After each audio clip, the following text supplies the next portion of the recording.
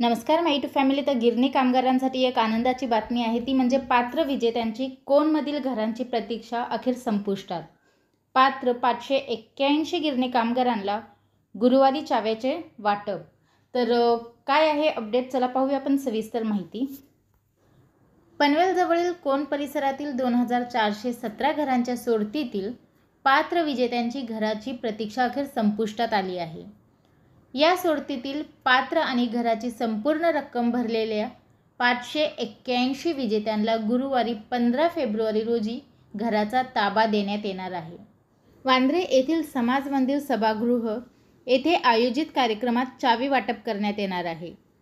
मुंबई महानगर प्रदेश विकास प्राधिकरणाच्या भाडेतत्वावरील गृह प्रकल्पातील पनवेलजवळील कोण येथील 2417 घरांसाठी 2016 मध्ये सोडत काढण्यात आली होती. सोडतीनंतर मुंबई मंडळाने विजेत्या गिरणी कामगारांची पात्रता निश्चिती सुरू करत 800हून अधिक कामगारांकडून घरांची रक्कमही भरून घेतली. यापैकी 500हून अधिक विजेत्यांनी घरांची संपूर्ण रक्कम भरली, मात्र या विजेत्यांना अद्याप घराचा ताबा मिळालेला नाही. रायगड जिल्हाधिकाऱ्यांनी कोरोना काळात अलगीकरणासाठी ही घरे ताब्यात घेतली होती, त्यामुळे विजेत्यांना घरांचा ताबा देता आला नाही. ही घरे रायगड जिल्हाधिकाऱ्यांकडून परत MMRDAने ताब्यात घेतल्यानंतर त्यांच्या दुरुस्तीच्या वादामुळे विजेत्यांना ताबा देता आला नाही. दुरुस्तीचा वाद मिटवल्यानंतर दुरुस्ती पूर्ण झालेल्या घरांचा ताबा संबंधित विजेत्यांना देण्याचा निर्णय घेण्यात आला. पण चावी वाटपासाठी मुख्यमंत्री एकनाथ शिंदे यांची वेळ मिळत नसल्याने ताबा रखडला होता. संनियंत्रण समितीने चावी वाटप करण्याचा निर्णय घेतला आहे.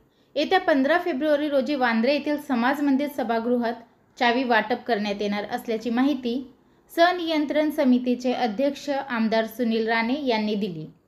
मुख्यमंत्री व्यस्त असल्याने आता छोटेखानी कार्यक्रमात चावी वितरण करण्यात येणार आहे.